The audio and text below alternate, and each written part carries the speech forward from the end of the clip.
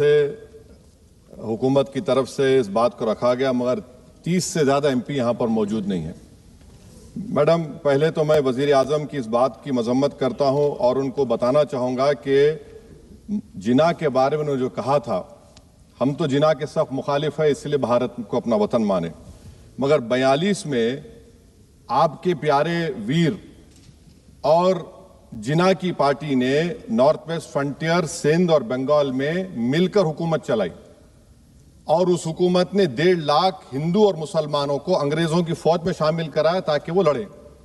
तो किसी शायर ने अच्छा कहा था वजीर आजम के बारे में कि फरेब देकर जमाने को पारसा ना बनिए, इन्हें कहो कि वो बंदा बने खुदा ना बने, अमीर शहर यही चाहता या हजरत कि हमारी चीख गले में रहे सदा ना बने।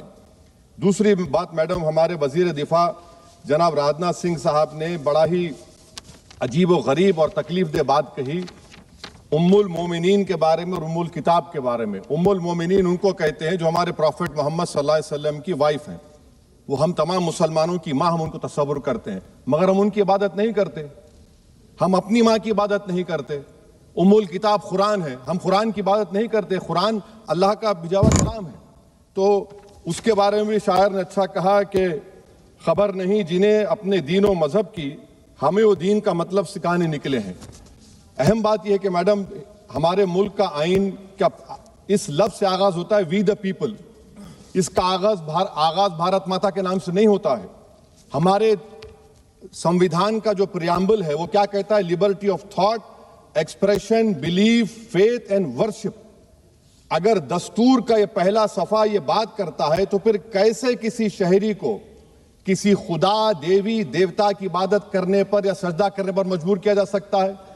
आप ही की पार्टी से आज की जो बातें हुई है इसी का बोल रही हैं। हमारे कॉन्स्टिट्यूंट असेंबली में मैडम एक मोहतरमा थी रोहिणी कुमार चौधरी ने एक तजवीज दी थी कि प्रियम्बल में किसी देवी के नाम से शुरू हो। उन्होंने खास तौर से वंदे मातरम का जिक्र किया, मगर उसको कबूल नहीं किया गया। फिर केवी कामत साहब ने एक तजवीज दी कि इट्स सिटीजन्स को बदलकर हर सिटीजन्स किया जाए और खुदा के नाम से शुरू किया जाए, वो तरमीम को मुस्तरद कर दिया गया। हमारे संविधान का उसूल यह है कि भारत क्या है, उसकी अवाम है, अवामी कानून की मुसन्निफ है, अवाम की मर्जी से सबसे बालातर है, अवामी हाकिम है। मुल्क किसी खुदा, देवी, देवता, मजहबी इलामत के नाम से नहीं चलता, ना मुल्क किसी एक मजहब की मिल्कियत है। इसीलिए बाबा साहब अम्बेडकर ने क्या कहा था? उन्होंने मदर इंडिया के नजरिए को मुस्तरद किया। बाबा साहब ने एक नई इस्तिलाह वजह कर दी और कहा कि भैक्षित भारत, ये बाबा साहब अम्बेडकर ने कहा। अब मैडम, अगर मजहबी आजादी इस आइन का बुनियादी उसूल है तो सवाल यह पैदा होता है कि उस वक्त हमारे जो कॉन्स्टिट्यूंट असेंबली के प्रेसिडेंट थे जनाब राजेंद्र प्रसाद साहब ने किस बुनियाद पर वंदे मातरम को कौमी तराना करार दिया? ना तो कोई सेक्यूर रेजोल्यूशन है इसके बारे में। मैडम, मैं आपको बताना चाहूंगा कि जुडिशरी क्या कहती है। बीजू इमैनुअल केस है 1986 का, जिसमें जिहोवा विटनेस ने कहा कि मैं नेशनल एंथम के वक्त खड़े रहूंगी, पढ़ूंगी नहीं। सुप्रीम कोर्ट ने कहा कि उसने कोई गुनाह नहीं किया। वहीं एक 2017 का केस है अश्विनी उपाध्याय का केस सुप्रीम कोर्ट का, उन्हें कहा गाइडलाइंस दिए जाएं वंदे मातरम पर, सुप्रीम कोर्ट ने नहीं कह दिया। फिर आप आ जाइए madam, prevention of insult act national 1971, इसमें नेशनल सॉन्ग नहीं है, सिर्फ नेशनल एम्बलम और आपका नेशनल एंथम है। फिर आप आ जाइए 40th अमेंडमेंट आर्टिकल 51A 76 में पास हुआ, उसमें भी इसका कोई जिक्र नहीं है।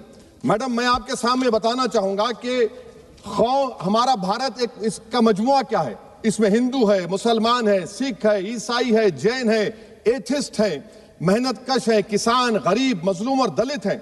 मगर अगर जो तकारीर आज हमने यहां पर सुनी और बाहर जो सुनते हैं, अगर भारत को देवी कहने और उसके आगे सजदा करने, तो दरअसल कौम परस्ती को, वतन से मोहब्बत को मजहब में तब्दील कर रहे, और फिर यहां पर बोल रहे कि अगर भारत में रहना है तो वंदे मातरम गाना पड़ेगा। भाई, ये तो संविधान के खिलाफ है, सुप्रीम कोर्ट के जजमेंट के खिलाफ है।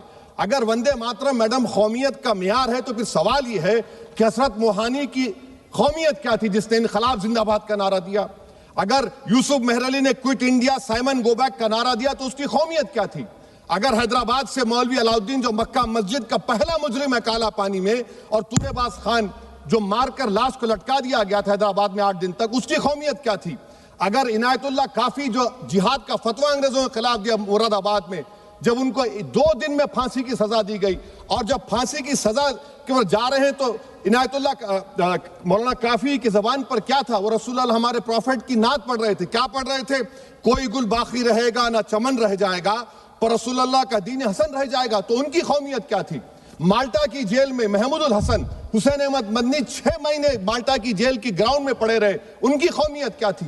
अल्लामा फजल खैराबादी का वो सल काला पानी का पुकार कर से पूछ रहा है, जो वहीं पर मर गए, खबर वहां पर है, बताओ मेरी कौमियत क्या थी? मैडम, मैं एक मुसलमान हूं, मैं इस्लाम को मानने वाला बावखार इंसान हूं, और मेरे मजहब की बुनियादी तालीम तौहीद है, ला इलाहा इल्लल्लाह, नहीं है कोई खुदा सिवा अल्लाह के।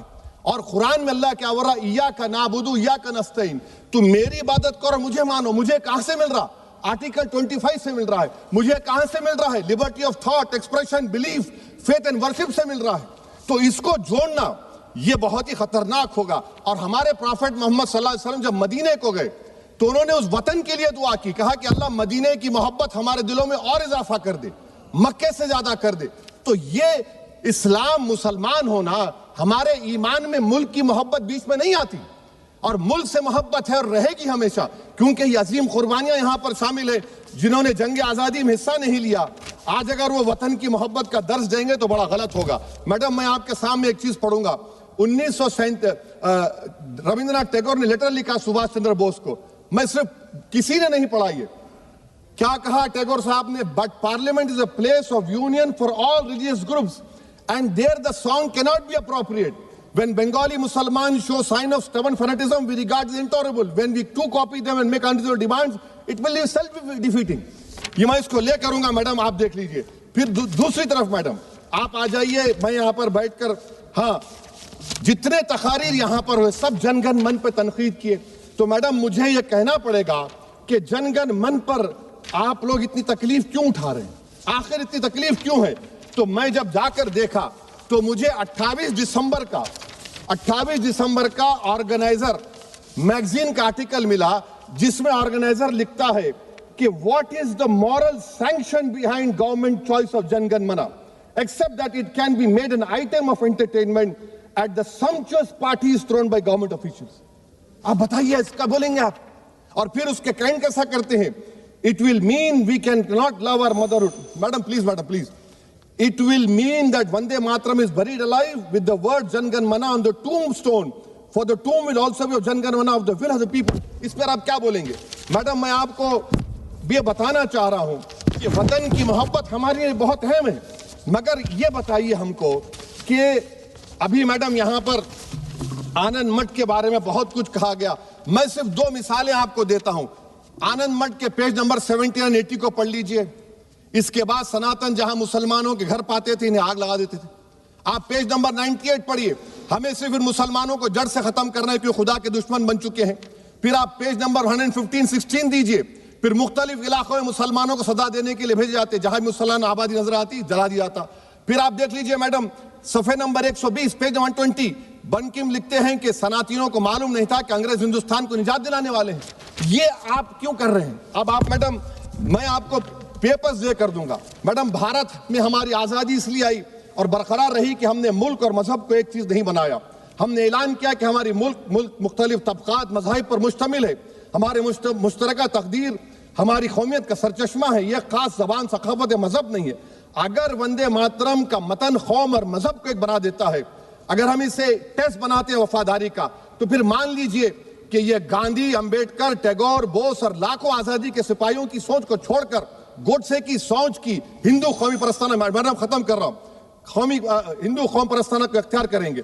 मुझे वतन से बेइंतहा मोहब्बत है मैडम, और इंशाल्लाह हमेशा रहेगी। मगर बावजूद इसके कि मेरी मस्जिद, मेरी इबादत गाह, मेरे कपड़े, मेरे कारोबार पर हमले होते, मगर मैं फिर भी कहता हूं कि वतन मेरा, हर वतन को हम छोड़कर नहीं जाएंगे। मगर हुब्बुल वतनी का क्या मुतालबा है? हुब्बुल वतनी ये कहता है कि वतन से मोहब्बत है तो जुल्म को खत्म करो, गरीबी को खत्म करो, बेरोजगारी को खत्म करो, जबर का खात्मा करो, अमन का गहवारा बनाओ, पाकिस्तान की दहशतगर्दी को खत्म करो, एक्सप्लॉयटेशन को रोको, शरारत को रोको, मुल्क के खिलाफ की जाने वाली साजिश खत्म करो। मैडम, भारत एक चमन है जहां पर हर फूल को खिलना चाहिए। और अगर कोई इस फूल के अगर पूरे फूल खिलेंगे तो उसकी खुशबू से ये वतन मौतर होगा, मगर अगर इस चमन का माली ये कहेगा कि एक ही फूल खिलेगा, तो मैं जिम्मेदारी के साथ कह रहा हूं, अगर एक ही फूल खिलेगा तो वो सहरा बन जाएगा और माली माली नहीं रहेगा, वो जल्लाद कहलाएगा। तो इसीलिए मैडम हम उम्मीद करते हैं कि हुकूमत इस पर जोर जबर ना करे। मेरा राइट है, यकीनन मैं जानता हूं कि आजादी के लड़ाई में वंदे मातरम का नारा था, मगर अगर आप इसको जबर करेंगे तो ये संविधान के खिलाफ है। वफादारी का सर्टिफिकेट हमसे मत लीजिए मैडम, खत्म कर रहा हूं। वफादारी का सर्टिफिकेट हमसे मत लीजिए। आपके बुजुर्गों के कोई एक किताब में लिख के क्या लिखा है बता दीजिए, कहां पर क्या लिखा हुआ है। तो मैं मैडम मैं इस शेर पर अपनी बात को खत्म कर रहा हूं मैडम, मैं इस शेर पर अपनी बात को खत्म कर रहा हूं मैडम, मैं अपनी बात को खत्म कर देता हूं मैडम, क्योंकि आप बहुत जल्दी में हैं। कि भारत जिंदाबाद, हिंदू मुसलमान जिंदाबाद, दलित जिंदाबाद, ईसाई जिंदाबाद, आदिवासी जिंदाबाद, जो किसी खुदा को नहीं मानते वो भी जिंदाबाद, और मैडम सब पिछड़ा सब आ गया इसमें। तो हम उम्मीद करते कि इस रूह को आप समझेंगे अगर आप सिर्फ अपनी आइडियोलॉजी को लेकर चलेंगे। और आखिर में मैडम, जनाब बंकिम चंद्रा साहब के बारे में मैं आपके सामने डॉक्यूमेंट लेकर रहा हूं कि उन्होंने बीए का एग्जाम पास नहीं किया था, 7 मार्क्स से फेल हो गए थे, ये भी रख रहा हूं। तो आप जिसका लिटरेरी जायंट बता रहे ये नहीं है। बहुत बहुत शुक्रिया। धन्यवाद सभापति महोदया।